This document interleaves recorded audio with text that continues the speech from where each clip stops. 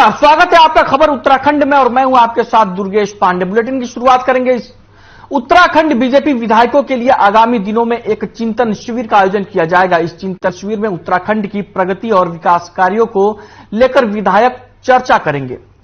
पिछले दिनों मसूरी में 3 दिनों तक प्रदेश के वरिष्ठ अधिकारियों ने उत्तराखंड के रोडमैप और प्रगति को लेकर मंथन किया था। इस शिविर में एक दूसरे द्वारा किए गए सुझावों को अब तक लागू करने की कवायद की जा रही है।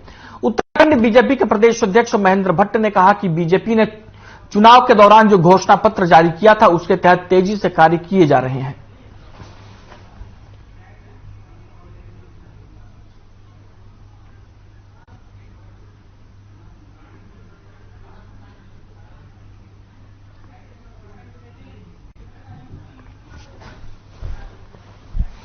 देहरादून में बीजेपी विधायकों के लिए चिंतन शिविर का आयोजन किया जाएगा, जिसमें प्रदेश की प्रगति और दूसरे मुद्दों को लेकर मंथन किया जाएगा और इसमें बीजेपी विधायक हिस्सा लेंगे।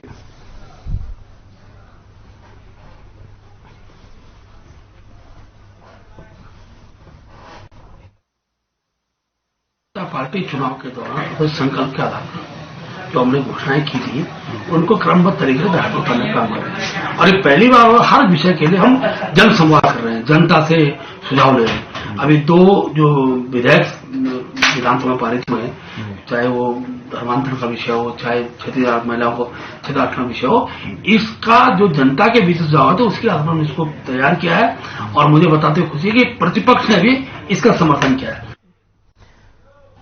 नौसेना के अदम्य साहस, पराक्रम और शौर्य को समर्पित नौसेना दिवस पर हर साल 4 दिसंबर को बड़े ही धूमधाम और उत्साह के साथ मनाया जाता है। नौसेना दिवस 1971 में भारत पाकिस्तान युद्ध में भारतीय नौसेना की जीत के जश्न के रूप में मनाया जाता है। 4 दिसंबर को उस दिन के रूप में चुना गया जब 1971 में ऑपरेशन ट्राइडेंट के दौरान भारतीय नौसेना ने PNS खैबर समेत 4 पाकिस्तानी जहाजों को डुबो दिया था। इनमें पाकिस्तानी नौसेना के सैकड़ों कर्मी मारे गए थे। राष्ट्रीय जल सर्वेक्षण कार्यालय देहरादून में नौसेना दिवस पर आयोजन बड़े ही उत्साह और उमंग के साथ किया जा रहा है। इस समारोह में राज्यपाल लेफ्टिनेंट जनरल गुरमीत सिंह और मुख्यमंत्री पुष्कर सिंह धामी शिरकत करेंगे। इससे पहले 3 दिसंबर तक राष्ट्रीय जल सर्वेक्षण कार्यालय देहरादून में नौसेना दिवस के तहत कई कार्यक्रमों का आयोजन किया गया।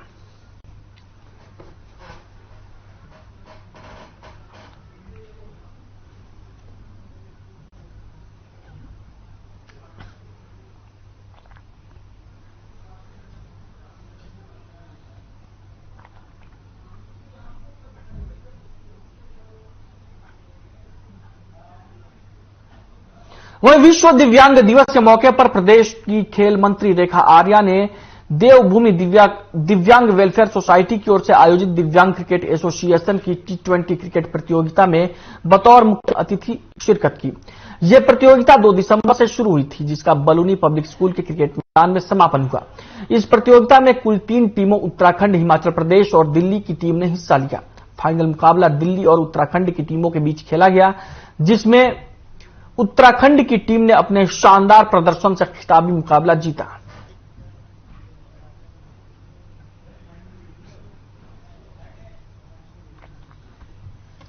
विश्व दिव्यांग दिवस के मौके पर T20 क्रिकेट मैच का आयोजन हुआ और इस मैच के दौरान खेल मंत्री रेखा आर्य मुख्य अतिथि के तौर पर शामिल हुई।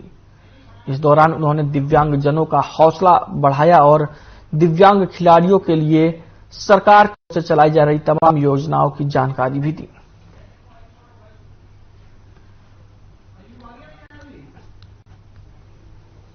आज हम जिस मैदान में हैं, इस मैदान में आज अपने आप में एक विशेष दिन भी है। आज विश्व दिव्यांगता दिवस भी है और इस विश्व दिव्यांगता दिवस पर 3 प्रदेशों का T20 मैच, क्रिकेट मैच जो है वह जारी है और इसमें आज फाइनल मैच में दिल्ली वर्सेस उत्तराखंड हुआ और निश्चित रूप से हमारे दिव्यांग खिलाड़ियों ने अपना अद्भुत प्रदर्शन इस मैच में दिखाया, जिसमें मैं उत्तराखंड के अपने दिव्यांगजनों को बहुत बधाई दूंगी, सभी क्रिकेटरों को बहुत बधाई दूंगी जिन्होंने लास्ट मोमेंट पे चौके और चौकों से जो है अपनी जीत को जो है वो दर्ज करने का काम किया है।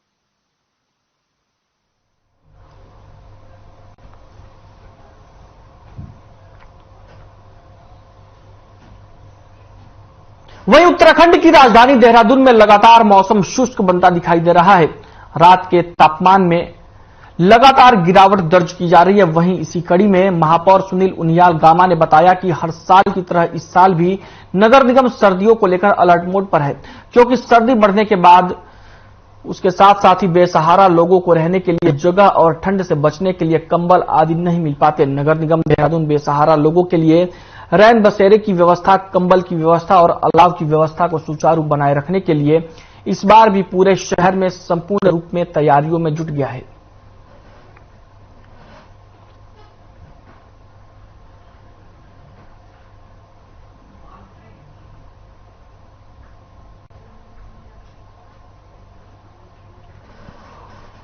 रैन बसेरे हमारे बिल्कुल ठीक हैं। अभी रैन बसेरों की जब आवश्यकता पड़ेगी तो रैन बसेरों में भी रखा जाएगा। जब बारिश शुरू होगी तो अलाव की व्यवस्था हर वर्ष की जाती है, इस वर्ष भी अलाव की व्यवस्था की जाएगी। रैन बसेरे हमारे बिल्कुल ठीक हैं। अभी रैन बसेरों की जब आवश्यकता पड़ेगी तो रैन बसेरों में भी रखा जाएगा। वहीं देहरादून के मेयर सुनील उनियाल गामा ने विपक्ष के बयान पर पलटवार किया। विपक्ष का काम है सिर्फ आरोप लगाना। नगर निगम ने पूरे शहर में सड़क नाली स्वच्छता का काम अच्छे स्तर से किया है। उन्होंने कहा कि विकास दिखता है। हमने पूरे शहर भर में 65,000 लाइट लगाई है। इसके अलावा उन्होंने कहा कि देहरादून शहर में हमने 6,000 खंभे लगाए हैं। उन्होंने वही कहा कि स्वच्छता सर्वेक्षण में 384 में से 69वीं रैंक पर आ चुके हैं।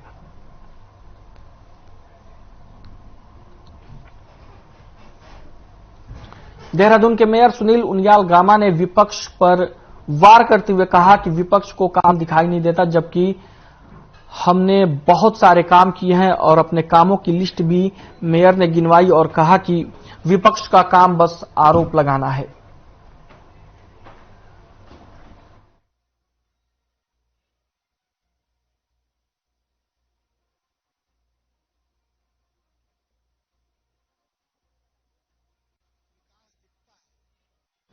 जो चीज दिख रही है, अगर हमने 65,000 लाइटें लगाई हैं तो वो दिख रही हैं। अगर हमने 6,000 खंभे लगाए हैं तो वो दिख रहे हैं।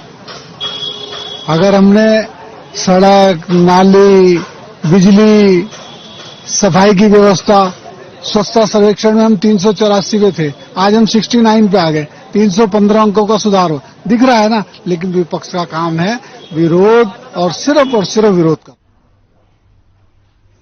चंपावत जिले में नशे के सौदागरों के खिलाफ पुलिस का ऑपरेशन क्रैकडाउन अभियान लगातार जारी है। अभियान के तहत आज लोहाघाट पुलिस टीम ने एसओ मनीष खत्री के नेतृत्व में 8.36 ग्राम स्मैक के साथ 2 आरोपियों को गिरफ्तार किया है।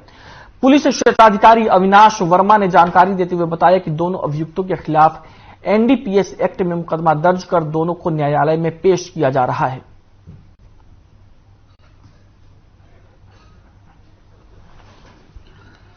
चंपावत की खबर है, जहां पर पुलिस ने स्मैक तस्करों को गिरफ्तार किया है और मामले की कार्रवाई में जुटी हुई है। नशे के खिलाफ पुलिस लगातार अभियान चला रही है और इसी के तहत पुलिस ने स्मैक तस्करों को गिरफ्तार किया है। 2 स्मैक तस्कर पुलिस ने पकड़े हैं और उनके खिलाफ कार्रवाई में जुटी हुई है।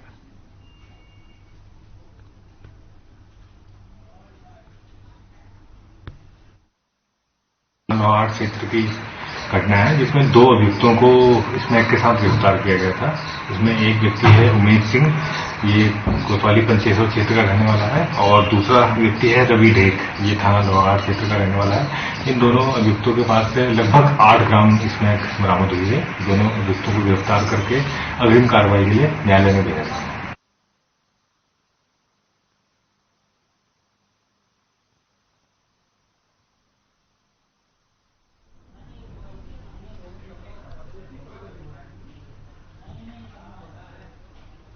वहीं विश्व हिंदू परिषद दुर्गा वाहिनी की केंद्रीय समिति सदस्य साध्वी प्राची बाजपुर पहुंची। इस दौरान साध्वी प्राची ने मीडिया से रूबरू होते हुए कहा कि उत्तराखंड की प्रदेश सरकार ने धर्मांतरण कानून को लेकर जो अहम फैसला लिया है वो काबिले तारीफ है। उन्होंने कहा कि धर्मांतरण कराने वाले व्यक्ति पर प्रदेश सरकार ने 10 साल की सजा निर्धारित की है, जिससे ऐसा कृत्य करने वाले लोगों पर अब कार्रवाई होगी।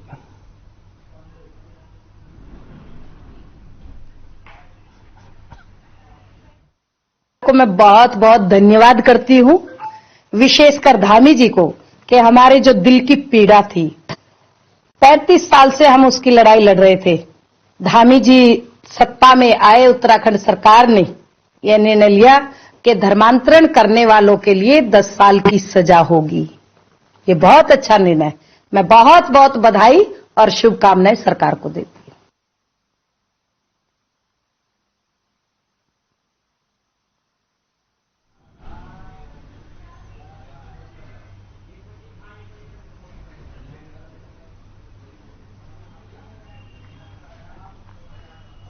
वहीं हल्द्वानी छड़ैल में सूर्या विहार स्थित की परिणिका लाइब्रेरी में पलायन पर विचार गोष्ठी का आयोजन किया गया। विचार गोष्ठी में मनोज पाठक प्रदेश के पूर्व प्रशिक्षण प्रमुख द्वारा प्रमुख रूप से उत्तराखंड प्रदेश की विभीषिका रूप में पलायन समस्या खड़ी है। उन्होंने कहा कि आज आवश्यकता है कि समाज और सरकार को मिलकर एक एक कदम आगे बढ़कर पलायन की समस्या को खत्म कर आगे आना चाहिए। सरकार के द्वारा जिस तरह से मूलभूत सुविधाएं और पेयजल की हो, जल जीवन मिशन के माध्यम से हर घर नल और हर घर जल के रूप में भी उपलब्ध कराया जाने का यह लक्ष्य रखा गया है।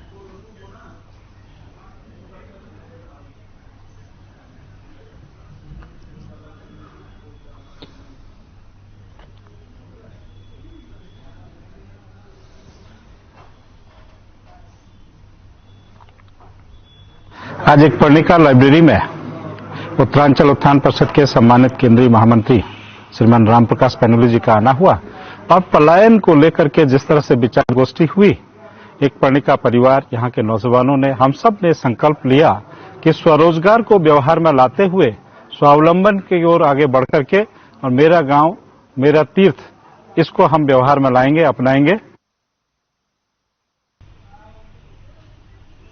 बुलेटिन में फिलहाल वक्त एक ब्रेक का है, रुकते हैं कुछ पलों के लिए।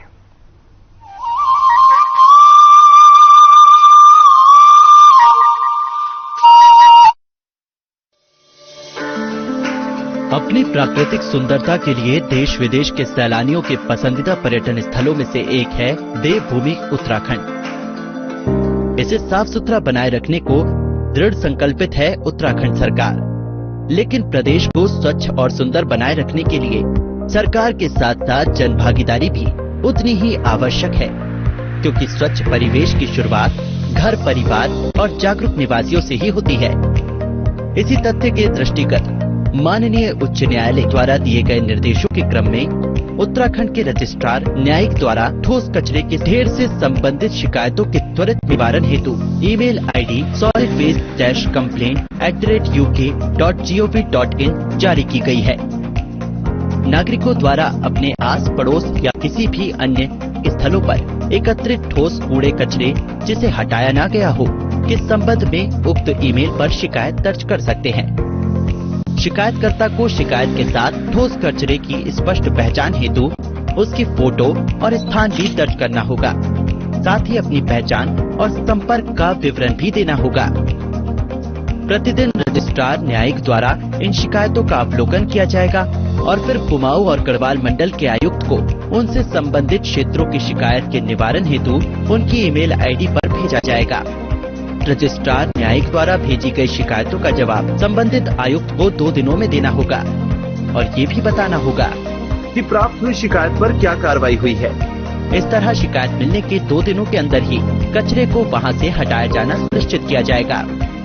ऑनलाइन शिकायतों से तुरंत होगा ठोस कचरे का निस्तारण। जनता की भागीदारी से स्वच्छ रहेगा उत्तराखंड का पर्यावरण। शहरी विकास विभाग उत्तराखंड द्वारा जनहित में जारी।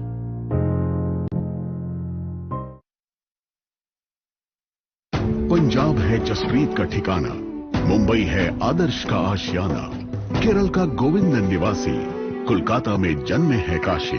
हर हिंदुस्तानी की शान, ARB बियरिंग्स जोड़े सारा हिंदुस्तान।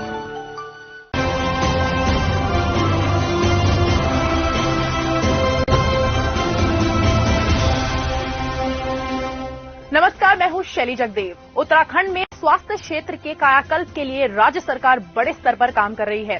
दून मेडिकल कॉलेज में 200 बेडों का भवन बनकर तैयार हो गया है। मुख्यमंत्री पुष्कर सिंह धामी ने अस्पताल में आधुनिक उपकरणों से लैस नए ओटी, आईसीयू व इमरजेंसी के नवनिर्मित भवन का उद्घाटन किया।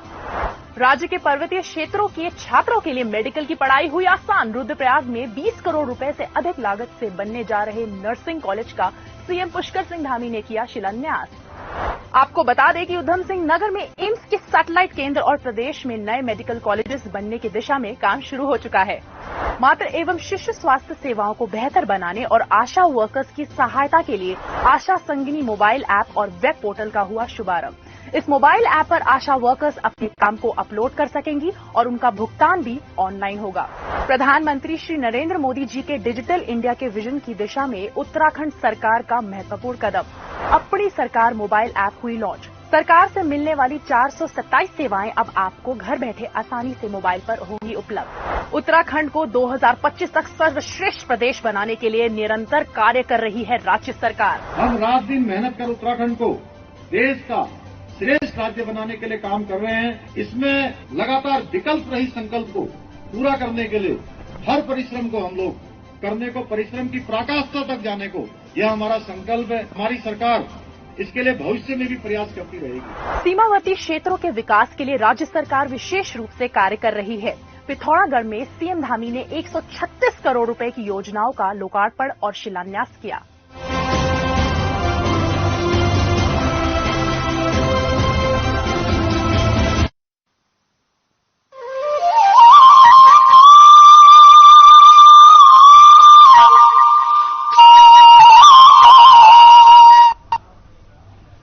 ब्रेक के बाद स्वागत है आपका। खबर सीएम कैंप कार्यालय से है, जहां पर मुख्यमंत्री पुष्कर सिंह धामी ने 10 इलेक्ट्रिक बसों का संचालन का शुभारंभ किया। आपको बता दें कि मुख्यमंत्री पुष्कर सिंह धामी ने देहरादून स्मार्ट सिटी के अंतर्गत 10 इलेक्ट्रिक बसों का विस्तारित मार्ग आईएसबीटी से मालदेवता और आईएसबीटी से सहसपुर रोड के संचालन का शुभारंभ किया। मुख्यमंत्री ने टिकट लेकर घंटाघर तक बस में यात्रा भी की। आपको बता दें कि स्मार्ट सिटी के अंतर्गत 20 इलेक्ट्रिक बसों का संचालन देहरादून में पहले से ही किया जा रहा है। उन्होंने निर्देश दिए कि ये सुनिश्चित किया जाए कि इन बसों के आने जाने की जानकारी लोगों को हो।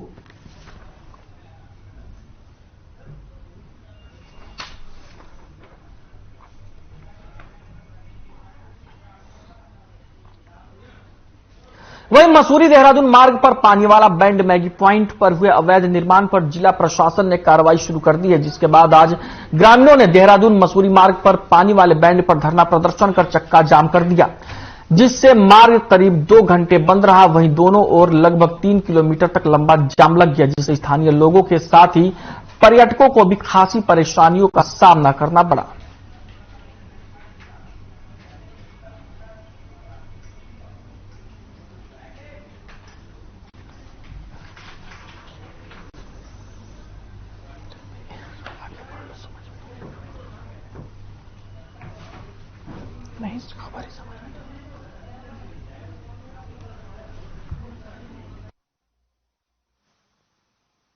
मसूरी से देहरादून रोड है हमारी। इस पर बहुत सारे जो स्ट्रक्चर्स हैं 4 मंजिल 5 मंजिल लोगों ने इलीगली खड़े कर लिए हैं, कंस्ट्रक्ट कर लिए हैं। एमडीडी ने इनको काफी पहले नोटिस दे दिए थे और इनको हटाने के लिए बार बार कह भी दिया था। उसके बावजूद ये स्ट्रक्चर चोरी छुपे बनाए जा रहे हैं। तो इनको जिनको भी चालान किए थे उनमें फर्स्ट पेज में डिमोलिशन ऑर्डर पास हो गया है। उनको आज हम डिमोलिश कर रहे हैं और जब भी कोई ड्राइव चलती है तो छोटे मोटे विरोध होते रहते हैं। थोड़ी देर के लिए हमने रास्ता जाम करने की कोशिश की, वो हमने हटवा लिए हैं। बाकी भी काम हमारा जारी है और ये ड्राइव जो इलीगल स्ट्रक्चर्स हैं ये सभी रिमूव किए जाने हैं। अभी जो है यहाँ पर जो बड़ी जमीन हो गई थी, क्योंकि प्रशासन जो है जितनी दुकानें थी टोटल दुकान को तोड़ रहा था यहाँ पर। फिर हमने जो है माननीय मंत्री जी को जो है फोन पे जो है वार्ता की और माननीय मंत्री जी ने डीएम साहब से बात की है और उसमें जो है डीएम साहब ने बोला जो स्थानीय लोग वहां पर है उनका अभी हम जो है कुछ नहीं कर रहे हैं और जो छोटी दुकानें हैं ऊपर जो दुकानें वो दुकानें एज इट इज रहेंगी। इसमें डीएम साहब का हमें पूरा हमें सहयोग है। देखिए, हमारा कहना ये था कि जिनके कागज सही हैं, जिला प्रशासन द्वारा जो कार्यवाही की गई है वो अवैध रूप से की गई है, प्रॉपर तरीके से कोई कार्यवाही नहीं की गई है। बहुत सारे लोग ऐसे थे जिनका कागज सही है, जिनका सीलिंग के ऑर्डर हो रखा है, सील हो रखा है, बावजूद बिना नोटिस दिए उनको तोड़ दिया गया। तो कानून भी हमारा ये कहता है कि दोनों पक्ष की सुनवाई होनी चाहिए, तो दूसरे पक्ष को सुना नहीं गया और अतिक्रमण की ड्राइव चला दी गई। अगर ड्राइव चलानी है तो नशा या कोई तो आधार होगा जिस वजह से आप ड्राइव चला रहे हैं। अगर आपको लगता है कि अवैध नशे का संचालन हो रहा है तो उन संबंधित व्यक्तियों पे जहाँ पे ये गतिविधियां हो रही है उन पर कार्रवाई होनी चाहिए। देखिए, हमारी मांग यही है कि अभी उत्तराखंड नव उत्तराखंड है, इसको इसी तरह के स्वरोजगार की तरफ जाना पड़ेगा। अगर स्थानीय लोग रोजगार नहीं करेंगे तो वो कहाँ जाएंगे? नौकरियां हमारे पास है नहीं, नौकरियां हम दे नहीं सकते, तो रोजगार कर रहे हैं और उसको अगर तोड़ देंगे तो ये कम से कम 400 परिवार बेरोजगार हो जाएंगे।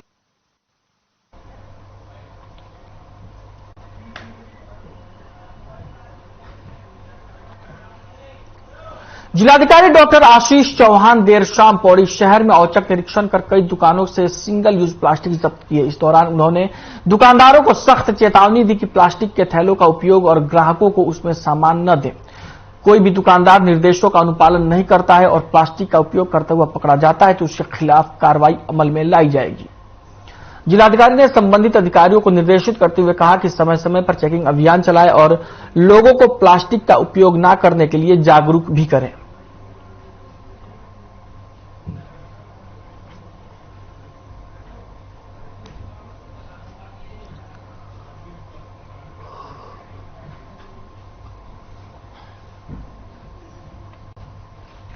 पौड़ी शहर में सिंगल यूज प्लास्टिक को लेकर औचक निरीक्षण किया गया और इस दौरान जिलाधिकारी ने निरीक्षण किया और इसके साथ ही उन्होंने दुकानदारों को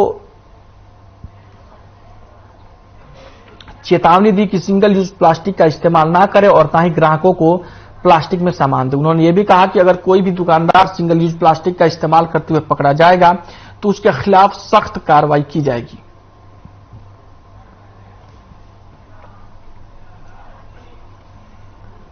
वही मशहूर फिल्म अभिनेत्री मॉडल उर्वशी रौतेला ने कोटद्वार स्थित श्री सिद्धबली बाबा के दर्शन कर उनका आशीर्वाद लिया। इस दौरान श्री सिद्धबली बाबा के भंडारे का प्रसाद भी उन्होंने ग्रहण किया। वहीं मीडिया में से बातचीत करते हुए उर्वशी रौतेला ने अपनी आने वाली फिल्म के बारे में भी जानकारी दी। साथ ही शादी के सवाल पर उर्वशी रौतेला ने कहा कि वो अभी सिर्फ बाबा के दर्शनों के लिए आई है, लिहाजा इस वक्त इस पर बात करना ठीक नहीं है।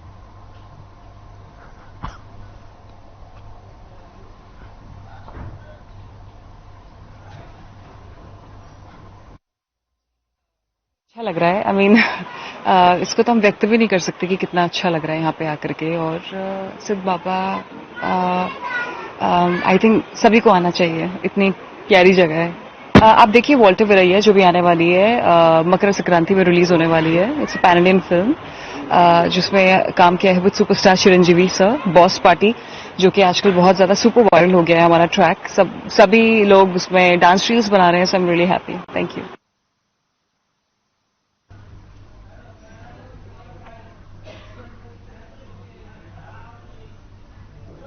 उत्तराखंड के लोक भाषा पर आधारित गढ़वाली फिल्म मेरू गांव का शुभारंभ मुख्यमंत्री धामी की पत्नी गीता धामी ने किया। इस दौरान शहर के मेयर सुनील उनियाल गामा, सूचना महानिदेशक बंशीधर तिवारी सहित कई फिल्मी कलाकार भी पहुंचे। आपको बता दें कि देहरादून के राजपुर स्थित एक निजी सिनेमा हॉल में फिल्म का विमोचन किया गया। इस दौरान स्थानीय लोगों ने भी फिल्म को देखने के लिए काफी उत्साह दिखाया।